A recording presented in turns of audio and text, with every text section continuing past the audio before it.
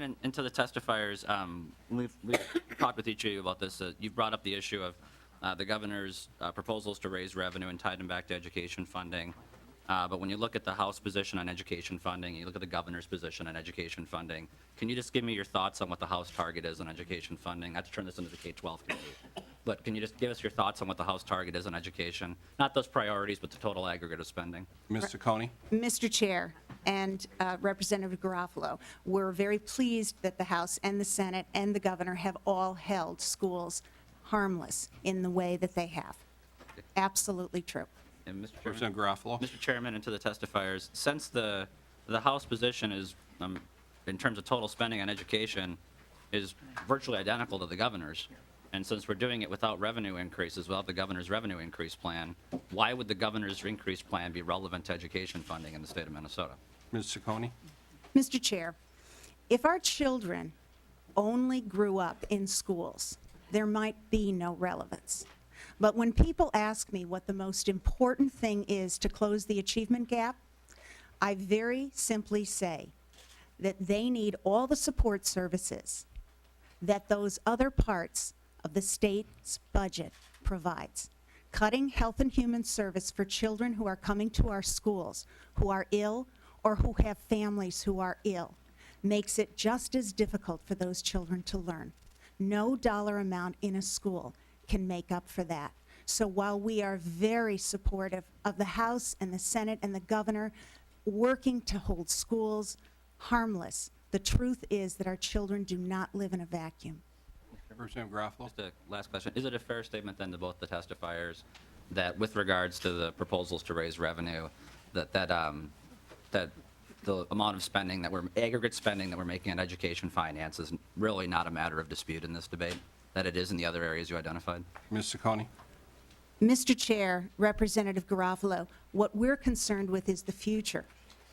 And in the future, we cannot continue doing what the House and the Senate have done to fund schools. We have to have increased revenue, or we don't have a sustainable, dependable system. Well, Mr. Representative Chairman, Garofalo? that was going to be my last question, but I have to ask, since we're, again, proposing virtually the same. Hey, Draz, can you move? Thanks. I'm having a difficult time understanding this because we're proposing, again, virtually the identical level of spending. I understand within that account there are different priorities and different ways of things we should fund, whether it's extended time programming or not. I understand that, but why is the plan of whether to raise revenue or raise income taxes, why is that relevant to the education finance account in this budget? I understand the case can be made for other accounts in the budget, but it sounds like we're in agreement on this, that the debate in education funding is not what we're going to spend. It's rather going to be how we're going to spend it. Is that a fair statement? That is, I guess, partially true in what you're saying. I think, as Mary has said, that as a public school parent, to understand what's going on with the health and human services budget, I know that will impact. I mean, on a basic level, parents won't take their kids in to get them checked for strep anymore. My kids are going to be home with strep constantly because you just don't have the money to do it as they lose their health insurance. And I think as a parent, my testimony also is the difference in how Governor Dayton's bill would deal with the actual money collected for education and distributed, and how the House and Senate bill is redistributing it in a way that's going to disadvantage students who are already disadvantaged.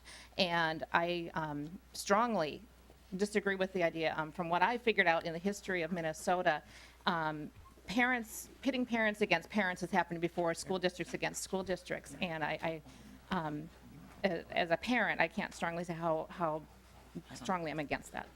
Okay. Well, Mr. Chairman, and again, I do not want to turn this into the Education Finance Committee, but for both the testifiers, thank you very much for your support of the House target and the positive comments that you've made not only here today, but in other hearings. And I just want to say that we appreciate that, and we look forward to having that debate about how we're spending that money, and that the total level of spending that's not on the education silo, that's not the debate. And I just want to say thank you for that.